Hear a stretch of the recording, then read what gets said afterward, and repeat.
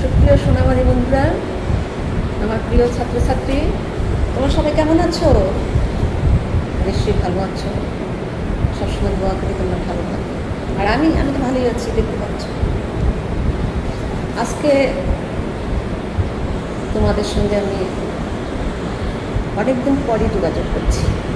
ইচ্ছে থাকলেও বিভিন্ন কারণে সরাসরি যোগাযোগ করা সম্ভব হয়নি। আজকে তোমাদের সামনে আমি এসেছি তোমাদের বাংলা দ্বিতীয় পত্র মানে বইয়ের পঞ্চম অধ্যায় বাক্য প্রকরণ নিয়ে। বাক্য প্রকরণ পড়াতে গেলে একটু পিছিয়ে আসতেই হয়। দেখো, আজকে আমরা যে পড়বো, পড়ার মধ্যে আমরা কী পাবো? আমরা এখানে জানবো ব্যাকরণ কি, ব্যাকরণের সঙ্গে জড়িত বাক্য, বাক্যের গুণাবলী কী, কীভাবে আমরা সুন্দর করে কথা বলব, বাক্যের গুণাবলীর সঙ্গে বাক্যের বিশুদ্ধতা কী সেটাও আমাদের জানতে হবে।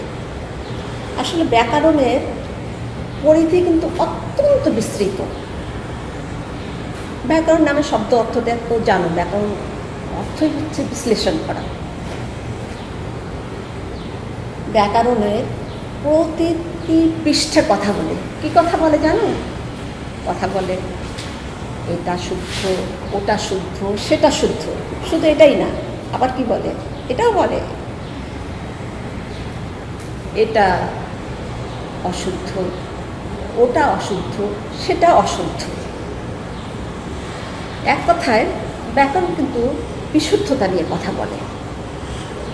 শুধু তাই না, ব্যাকরণ আমাদের সৌন্দর্য বৃদ্ধি করে। কেমন করে? তোমরা হয়তো ভাববে ব্যাকরণ কেমন সৌন্দর্য বৃদ্ধি করে। দেখো, তোমাদের ক্লাসে যে মেয়েটা অনেক সুন্দর কথা বলে, বাচনভঙ্গি সুন্দর, উপস্থাপনা সুন্দর, তোমাদের নিশ্চয় তাদের ভালো লাগে। ভালো লাগাই তো একটা সৌন্দর্য। ব্যক্তিত্ব বৃদ্ধি করে, মানুষকে ব্যক্তিত্ব সম্পন্ন করে তোলে। কাজেই ব্যাকরণের গুরুত্ব আমাদের জীবনে অনেক। আমাদের ব্যাকরণটা বলতে গেলে কিছুটা ভাষায় আসতে হয়। ভাষা বিজ্ঞানের তত্ত্ব অনুযায়ী আমাদের ভাষা হচ্ছে 4 প্রকার। আমরা কি এটাকে এই ব্যাকরণকে মানে ভাষাগত হিসাবে ব্যাকরণটা 4 ভাগে ভাগ করা যায়। প্রথম হচ্ছে, দেখো তোমরা খেয়াল করো, এক হচ্ছে ধ্বনিতত্ত্ব,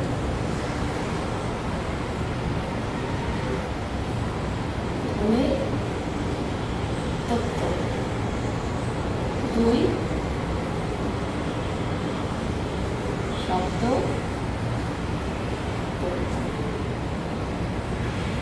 3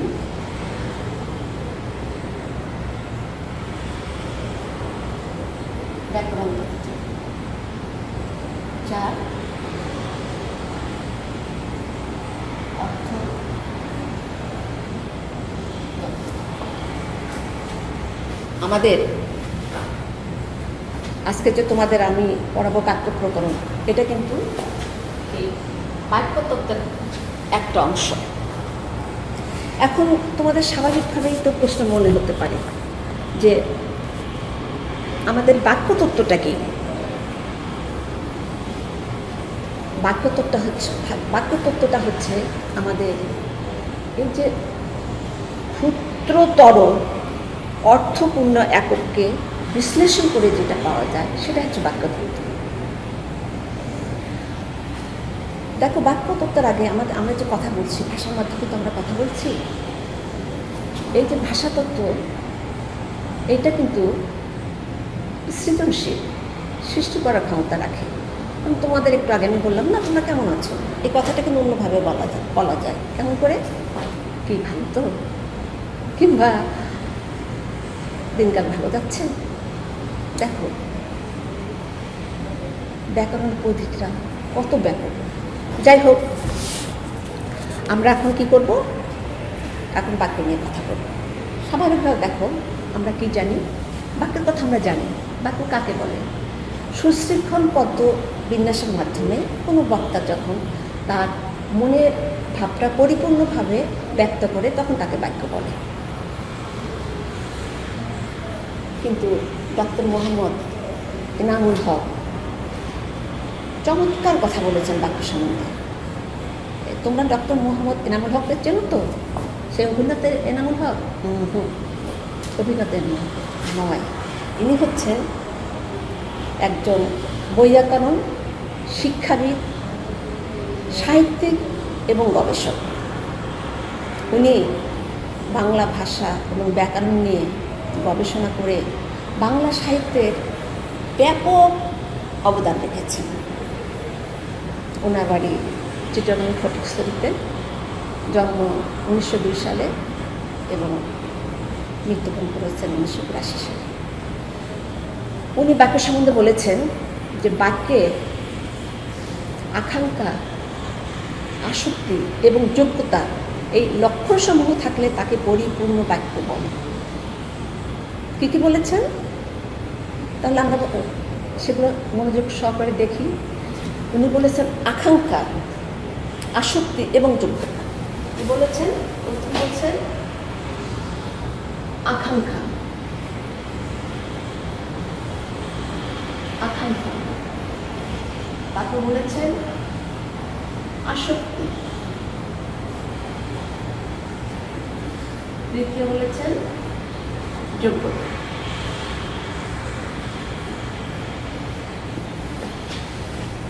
এই তিনটির যদি গুণ না থাকে সেটা পরিপূর্ণভাবে বাক্য হবে না। তো এখন আমাদের তো জানতে হবে আকাঙ্ক্ষা কী। তোমরা তো জানো আকাঙ্ক্ষা কী। আকাঙ্ক্ষা মানে কি? আকাঙ্ক্ষা মানে তোমরা জানো? তোমাদের মানুষের জীবনে তো অনেক আকাঙ্ক্ষা থাকে। আকাঙ্ক্ষা থাকে না? আকাঙ্ক্ষা না থাকলে জীবন হয় না। আকাঙ্ক্ষা মানে হচ্ছে গভীর আগ্রহ কিংবা স্পৃহা, এটাকে আমরা আকাঙ্ক্ষা বলতে পারি। দেখো, মনে করো আমি তোমাদের এটা পড়াচ্ছি যে আমাদের কী হবে, বাক্যে আকাঙ্ক্ষা, আসক্তি এবং যোগ্যতা থাকতে হবে, নাহলে সেটা পরিপূর্ণ বাক্য হবে। তো তোমাদের আকাঙ্ক্ষা নিয়ে আমি আলোচনা করলাম, কিন্তু তোমাদের আসক্তি কিংবা যোগ্যতার সম্বন্ধে কিছু না বলে আমি আস্তে করে ক্লাস থেকে বেরিয়ে গেলাম। তখন তোমাদের কী হবে, কী মনে হবে? আল্লাহ, ম্যাম আসক্তির সম্বন্ধে জানলাম, কিন্তু আকাঙ্ক্ষা কিংবা আকাঙ্ক্ষা সম্বন্ধে জানলাম, আসক্তির যোগ্যতা কী জিনিস না বলে চলে গেল। তাহলে তো আমাদের বাক্যটা পরিপূর্ণভাবে জানা হলো না। এই যে তোমার জানার আগ্রহ, এটাই হচ্ছে আকাঙ্ক্ষা। আবার যদি তোমাদের আমি বলি যে আজকে পড়াশোনা কিংবা ছুটির পরে, আজকে তোমরা ছুটির পরে আর আমি কিছু বললাম না, তো তোমাদের প্রশ্ন যাবে ছুটির পরে কি করব? ছুটির পরে কি আল্লাহ কী হবে? ছুটির পরে আমরা কি কোথাও বেড়াতে যাব? নাকি ছুটির ম্যাম আমাদের উদ্দেশ্যে কিছু বলবেন, কিংবা ছুটির পরে আমাদের সবার সঙ্গে কি আলোচনা হবে? এই যে তোমাদের জানার আগ্রহ, এটাই হচ্ছে আকাঙ্ক্ষা। তাহলে কি হয়? আকাঙ্ক্ষা না থাকলে বাক্যে পরিপূর্ণ হয় না। এটা বাক্যের একটি বড় গুণ। তাহলে আমরা কী জানলাম?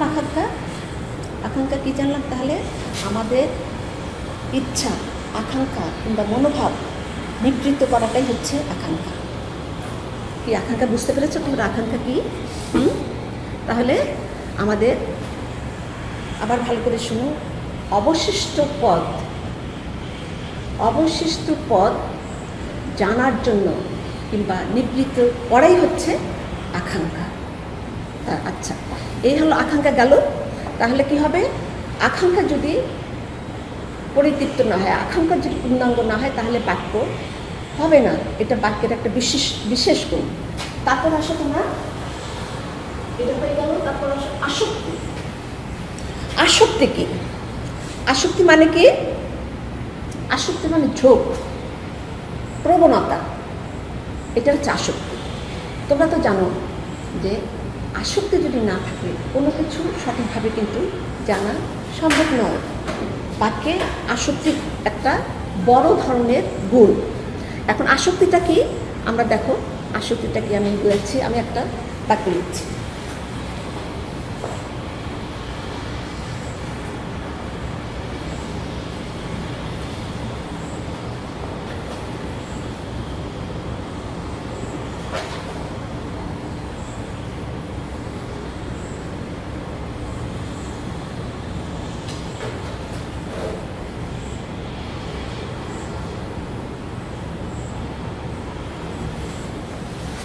আমাদের ভদ্র অনেক ছেলে মেয়েরা,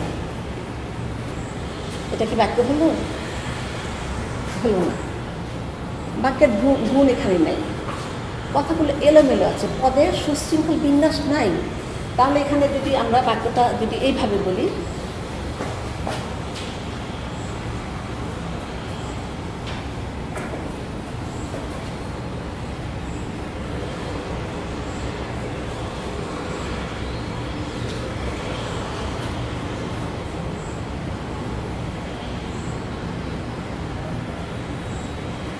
আমাদের ছেলেমেয়েরা অনেক ভদ্র, তাহলে কি হলো এখানে?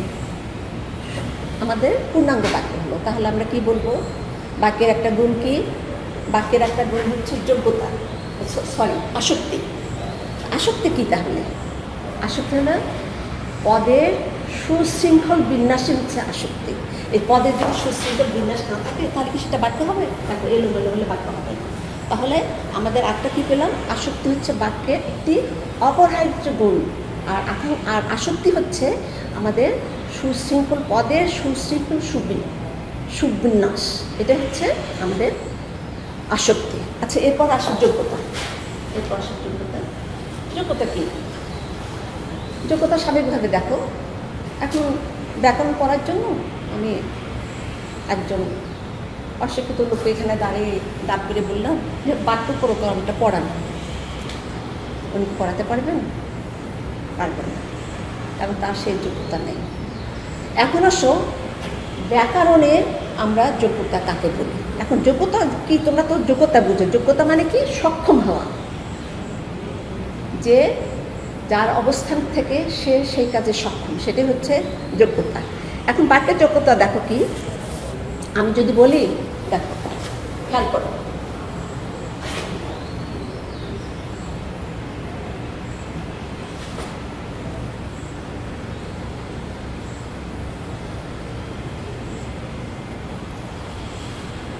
শিলা আকাশে উড়ে। মানুষ কি আকাশে উঠতে পারে? মানুষ আকাশে উঠতে পারে না। তাহলে এটা কি হলো? এটা যোগ্যতার অভাব হলো।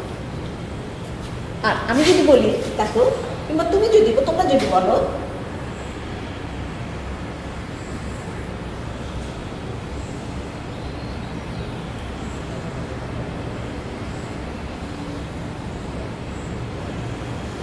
পাখি আকাশে উড়ে, তাহলে কি হলো? এটা হলো সঠিক বাক্য। এটা হচ্ছে বাক্যের একটা গুণ। তাহলে আমরা যোগ্যতা কাকে বলি বলো তো দেখি? যোগ্যতা তাহলে আমরা কাকে বলছি? এই যে পদের, এই যে আমাদের পদের যে ভাবগত মিল, পদের ভাবগত মিলকেই বলা হয় যোগ্যতা। অর্থাৎ পদের ভাব সত্য মিল। আমি যেটা লিখছি, সেটা ভাবছি, সেটা সত্য হতে হবে। এই যে ভাব সত্য মিল, যেমন শিলা আকাশে উড়ে, এটা ভাব সত্য না, কারণ মানুষ আকাশে উঠতে পারে না, কিন্তু পাখি আকাশে উড়ে, এটা ভাব সত্য মিল। এই ভাব সত্যর মিল বন্ধনকে আমরা বলি যোগ্যতা। যোগ্যতাটা একটু বড়, যোগ্যতার কিছু একটু অংশ আছে। এখন এই যোগ্যতায় আমরা কি বলবো জানো? যোগ্যতায় বাক্যের বিশুদ্ধতা কী? যোগ্যতায় বাক্যের বিশুদ্ধতা কী? যোগ্যতা একটু তোমাদের বিশ্লেষণ করা দরকার আছে, নাহলে ঠিকমতো বুঝতে পারবে না। প্রথমে আছে আমাদের এখানে 6টা আছে। প্রথমে আছে দেখো রীতিসিদ্ধ অর্থবাচকতা। প্রথমে আছে, তাহলে আমরা এটা বুঝতে পেলি।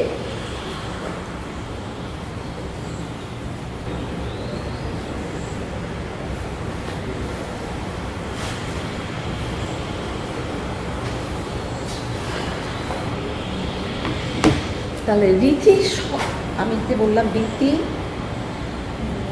সিদ্ধ, তাই না?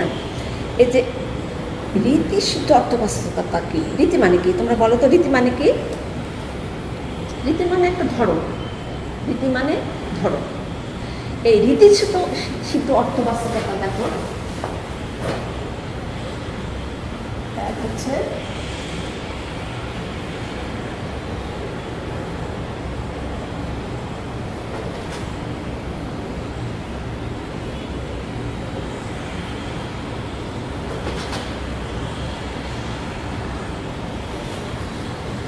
রীতিসিদ্ধ অর্থবাচকতাটা কি? আমরা জানি আমরা প্রত্যয় প্রকৃতি প্রত্যয় যোগে আমরা কী করি, শব্দটা বিশুদ্ধ হয়, যেমন চলযোগ অন্তর্চলন্ত। কিন্তু রীতি সিদ্ধ অর্থবাচকতায় প্রকৃতি প্রত্যয়ের দিকে খুব একটা খেয়াল না করে সে অনেকটা নিজস্ব গতিতে চলে। নিজস্ব গতিতে কীভাবে চলে জানো? এটা তারা কি করছে, তাদের আমরা দেখো অনেকেই আমরা অনেকটা নিজস্ব গতিতে চলি। কেমন করে চলি? সেই পুরোনো যুগ থেকে একসময় ভাবা হতো যদিও সময়ের অবস্থানের পরিবর্তন হয়েছে, নাপিতের ছেলে নাপিত হবে, কুমারের ছেলে কুমার হবে, কিন্তু এখন এটা নেই। কিন্তু একসময় ছিল। ওটা কি?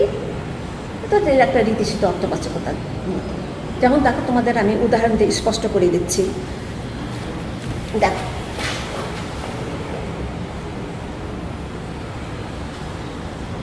শব্দ এটা অর্থ রাখতে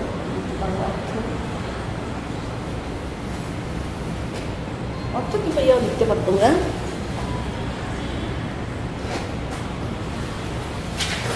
এখানে শুধু অর্থ না লিখে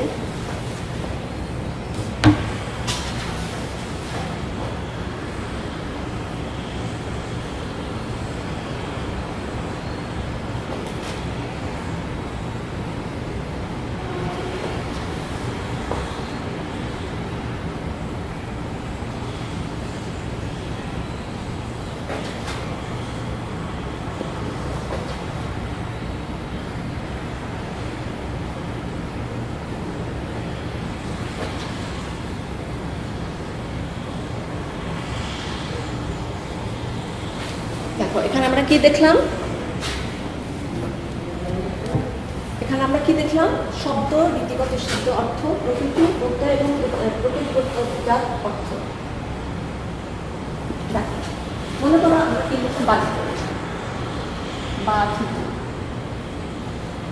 বাধিত শব্দের অর্থ কি? কৃতজ্ঞ। কারণ তোমরা অ্যাপ্লিকেশন লেখো না, সমস্যা তুলে ধরো, পরে শেষে তোমরা কি বলো? অনুগ্রহপূর্বক উক্ত সমস্যার সমাধানের আলোকে যথাযথ ব্যবস্থা গ্রহণে বাধিত করবে। তো বাধিত কি? বাধিত কৃতজ্ঞতা প্রকাশ করে। এটা রীতিগত অর্থ হচ্ছে কৃতজ্ঞতা। প্রকৃতি প্রত্যয় কি হবে? বাদ, রসিকের আছে বাদ যোগ ইত্য, তাহলে হবে বাদ যোগ ইত্য। তাহলে বাদ যোগ ইত্য কি হলো? প্রকৃতি প্রত্যয়জাত অর্থ কি হলো? বাধা। তাহলে দেখো, রীতিসিদ্ধ অর্থ কি? আর সেখানে হয়ে গেল। আর রীতিসিদ্ধ অর্থ হলো বাধিত হচ্ছে কৃতজ্ঞ। আর আমরা যদি প্রকৃতি প্রত্যয় যোগ করি তাহলে হয় বাধাপ্রাপ্ত। তাহলে কি হচ্ছে? এটা প্রকৃতি প্রত্যয়গত অর্থে হয় না, এটা কি হয়? রীতি সিদ্ধ অর্থে এটা এই শব্দটা ব্যবহার করা হয়। তাহলে আমরা কি বলবো? রীতি সিদ্ধ অর্থবাচকতা হচ্ছে যোগ্যতার বাক্যের একটা অপরিহার্য গুণ এবং যেটা বাক্যকে কী করে? বিশুদ্ধ করে তোলে। এবার আসে দ্বিতীয়টায়। দ্বিতীয়তে আছে দুর্বোধ্যতা। এক গেল, দুই।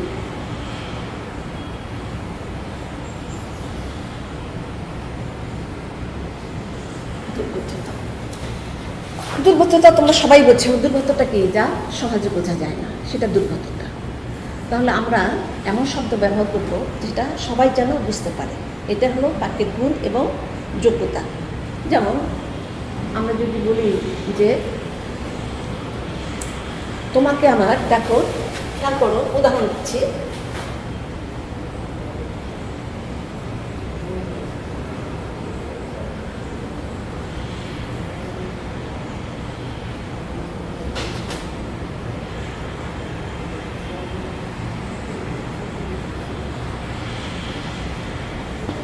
তোমাকে আমার মৃতরাং মনে পড়ে। মৃতরাং কি? এটা আমার প্রচলিত শব্দ না, কিন্তু আমরা যদি বলি তোমাকে আমার সর্বদা মনে পড়ে কিংবা সবসময় মনে পড়ে, তাহলে কথাটা খুব সহজ হলো না? এটাই হচ্ছে এই দুর্বোধ্যতা আমাদের এড়িয়ে চলতে হবে। বাক্যের বিশুদ্ধতার জন্য আমাদের কী করতে হবে? দুর্বোধ্যতা এড়িয়ে আমাদের সুন্দর বাক্য অঙ্কনের জন্য আমাদের সহজ ভাষায় কথা বলতে হবে। তারপর আসো উপমার ভুল প্রয়োগ। উপমার ভুল প্রয়োগ আমরা কিভাবে বলতে পারি? উপমার ভুল প্রয়োগ, উপমা এখন বলতো উপমা মানে কি? তোমাদের উপমা মানে জানতে হবে। উপমা কি? সাদৃশ্য কিংবা প্রতিচ্ছায়া। উপমার ভুল প্রয়োগ দেখো, আমি যদি দেখি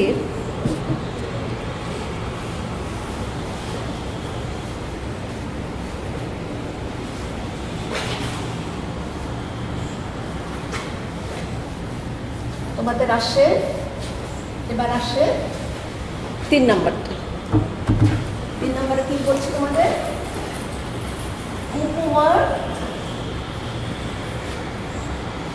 উপমার ভুল প্রয়োগ।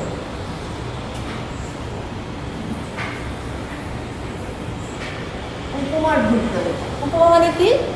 সাদৃশ্য কিংবা তুলনা। আমরা যদি এখন লিখি দেখো, শোক সাগরে সে উড়ে বেড়ায়। সাগর কি? সাগর হচ্ছে পানি। পানি থেকে উড়ে বেড়াতে পারে? কাজে এটা ভুল, বুঝতেই পারছো। সঠিকটা কি হবে? সঠিকটা দেখো কি হবে?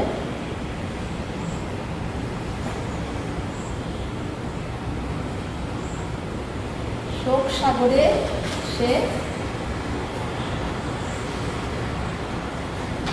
নিমজ্জিত হলো কিংবা ডুবে গেল। তাহলে শোক সাগরে সে নিমজ্জিত হলো। তাহলে এটা কি হলো দেখো? এটা হলো উপমার ভুল প্রয়োগ। উপমাটা সঠিক হতে হবে, ইচ্ছা মতো বাক্য গঠন করলে চলবে না। তাহলে আমাদের শোক সাগরে সে উড়ে বেড়ায় হবে না, হবে শোক সাগরে সে নিমজ্জিত হলো। তাহলে আমরা কি বলছি? উপমার ভুল প্রয়োগে বাক্যের বিশুদ্ধতা হারায়।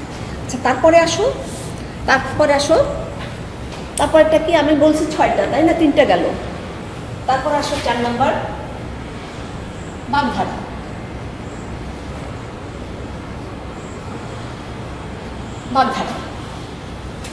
আমরা তো অনেক বাগধারা জানি না, অকাল উসমান কিংবা গলুর বলো, কিন্তু বাগধারাটা সঠিক ব্যবহার করতে হবে।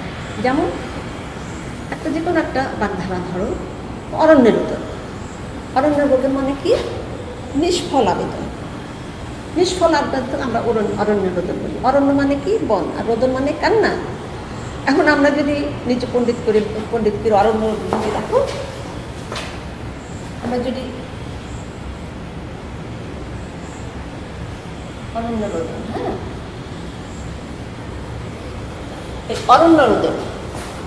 এই অরণ্য রোদনকে যদি আমরা এখন বলি, কি বলি? অরণ্য বললাম কি? অরণ্য মানে বন, আর রোদন মানে কান্না। অরণ্যের রোদন, হ্যাঁ, অরণ্যের রোদন। আমরা যদি বলি অরণ্য মানে তো বন, রোদন মানে কান্না, তাহলে আমরা বলি বন কান্না কিংবা বনে কান্না। তাহলে হবে? বাগধারা একদম সঠিক রাখতে হবে। তাহলে আমরা এখন কি বলছি? আমরা এখন বলতে পারি যে বাগধারা সঠিকভাবে বলা হচ্ছে বাক্যের গুণ, অর্থাৎ বাক্যের বিশুদ্ধতা। এবার আসো 3 নম্বর গেল। এবার আসো আমাদের 4 নম্বর চলে গেলে, এবার আসবো আমরা 5 নম্বর।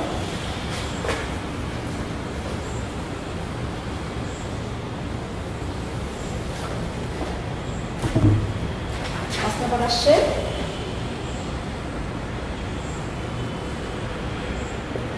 গুরু চণ্ডালী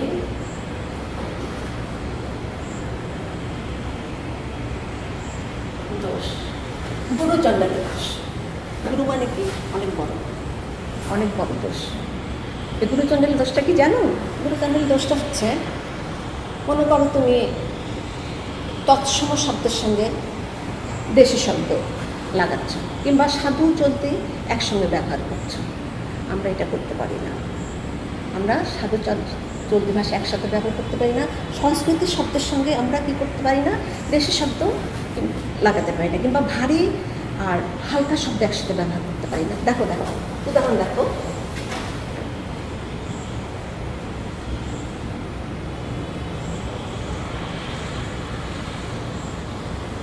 পক্ষীর ভাষা। পক্ষী হলো সংস্কৃত, আর ভাষা আমার ভাষাটা কি চলতি রূপ। তাহলে পক্ষীর ভাষা আমি সংস্কৃতি আর চলতি রূপ একসাথে করলাম, এটা কখনো সঠিক বাক্য হবে না। আমি যেহেতু সংস্কৃতি লিখছি পক্ষী, আর ভাষা লিখছে হবে না। এটা কি লিখতে হবে? আমাদের হয় লিখতে হবে কি, আমাদের চলতি ভাষা কি পাখির ভাষা। আমি যদি লিখি পাখির ভাষা, দেখো পক্ষীর ভাষা, এটা ভুল, এটা ভুল। লিখতে হবে পাখির ভাষা। কাজেই বাক্য বিশুদ্ধ হওয়ার জন্য আমাদের গুরু চণ্ডালী এই দোষকে অ্যাভয়েড করতে হবে। তাহলে আমাদের কোনটা চলে গেল? আমাদের 5 নম্বর চলে গেল। এবার আসবো কি, আমাদের 6 নম্বর হচ্ছে বাহুল্য দোষ। 6 হচ্ছে বাহুল্য দোষ।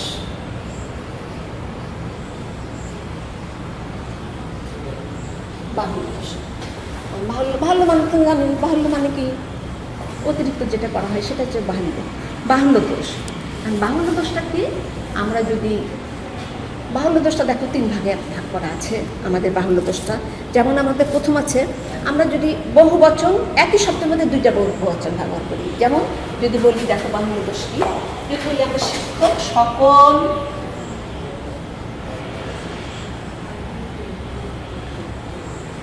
শিক্ষক মণ্ডলী,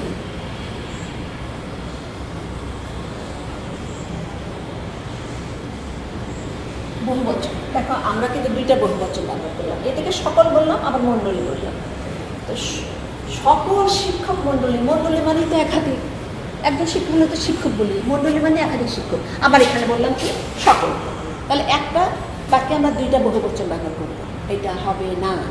হয় হবে সকল শিক্ষক, কিংবা কি হবে, নইলে শিক্ষক মণ্ডলী, যে কোনো একটা আমরা ব্যবহার করতে পারি।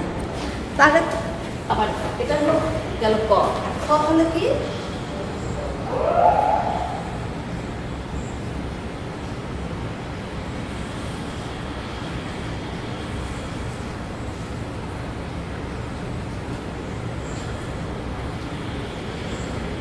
বিশেষণ আর অতিশায়ন।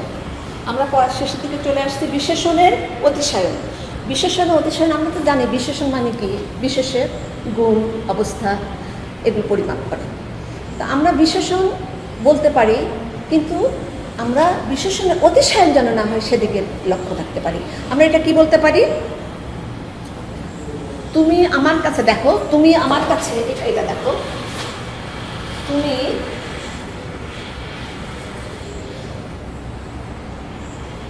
তুমি তুমি আমার কাছে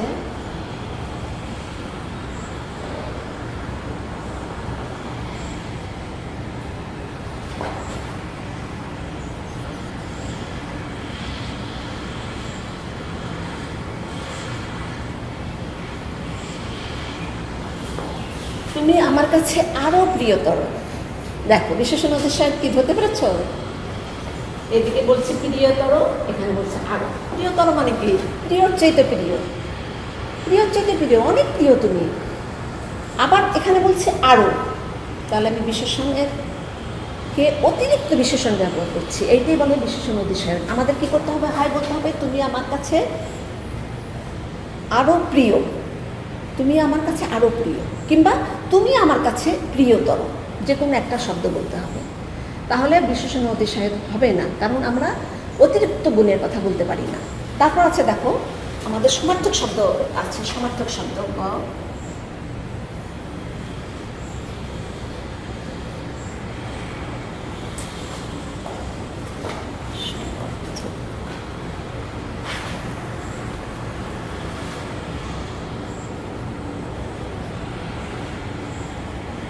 সমার্থক শব্দ। সমার্থক শব্দ কোনটা? আমরা কি ভুল করি সমার্থক শব্দে? সমার্থক একই শব্দ 2বার ব্যবহার করছি।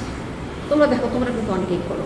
কি করো, কি করো বলো, এই সামনে সামার ভ্যাকেশনের বন্ধে মামার বাড়ি বেড়াতে যাও, সামার ভ্যাকেশনের বন্ধে মামার বাড়ি বেড়াতে যাও। ভ্যাকেশন মানে তো বন্ধ, তাহলে সামার ভ্যাকেশনের বন্ধে বলা কি হচ্ছে, সমার্থক শব্দটা তুমি দিতে বললে না, এর থেকে বললে ভ্যাকেশন, এদিকে বলে বন্ধ।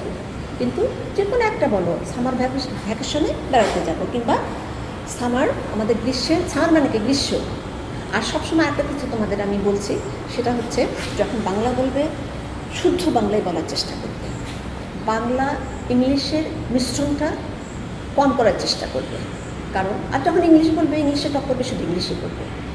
কাজে আমরা যদি ভাই গ্রীষ্মের ছুটিতে বেড়াতে যাব কিংবা সামার ভ্যাকেশনে আমরা বেড়াতে যাবো, সামার ভ্যাকেশনে বন্ধ হবে না, একটা শব্দ দুইভাবে ব্যবহার করা যাবে না। তাহলে আমরা কি দেখছি? আমরা দেখছি কি বাহুল্য দোষ থাকলে বাক্যের বিশুদ্ধতা হারায়। বাক্যে পরিপূর্ণ যদি আমরা বিশুদ্ধভাবে কথা বলি তাহলে বাহুল্য দোষ থাকবে না। সুপ্রিয় ছোট্ট সোনামণি বন্ধুরা, আশা করছি তোমরা এই ব্যাকরণ জেনে, বাক্যের গুণ জেনে, বাক্যের বিশুদ্ধতা জেনে তোমরা এটা বাস্তবে প্রয়োগ করবে। তোমরা যা শিখছো, জানছো, বুঝছো, সেটা যদি বাস্তবে সঠিকভাবে প্রয়োগ না করো তাহলে শিখে কোনো লাভ হবে না। আমি আশা করছি তোমরা আজকে আমি যেটা পড়ালাম তোমরা কিছুটা হলেও তোমাদের উপকার হবে। হ্যাঁ, ভালো উপকার হবে। এই পড়াটার সঙ্গে সঙ্গে তোমরা বই খুলে তোমরা একটু ভালো করে দেখো, তারপরে তোমরা সেটা বাস্তবে সুষ্ঠু সুন্দরভাবে প্রয়োগ করো। তো তোমরা সবাই ভালো থাকবে। পরিশেষে তোমাদের উদ্দেশ্যে একটা কথাই বলবো, আর সেটা হলো কখনো মিথ্যা কথা বলবো না, কখনো মিথ্যা কথা বলবে না। দেখবে তোমার জীবনের জন্য এটা বিশাল এক বড় একটা শুভবার্তা বয়ে আনবে। সত্য কথা বলো, সর্বদা সত্য কথা বলো, নিজে ভালো থাকো, অন্যকে ভালো রাখো। আর এই সত্য কথার অবদান হিসাবে কীভাবে জানো? সবারই আশীর্বাদ পুষ্ট হয়ে একসময় তুমি অভিষ্টি লিখে বসতে পারবে। ঠিক আছে, তোমরা সবাই ভালো থাকো। দোয়া করছি এই করোনা ভাইরাসের সময় তোমরা সবাই ঘরে থাকবে, ভালো থাকবে, নিজের দায়িত্ব কর্তব্যে সচেতন থাকবে, সবাইকে ভালো রাখবে, নিজেও ভালো থাকবে। সবাইকে ধন্যবাদ।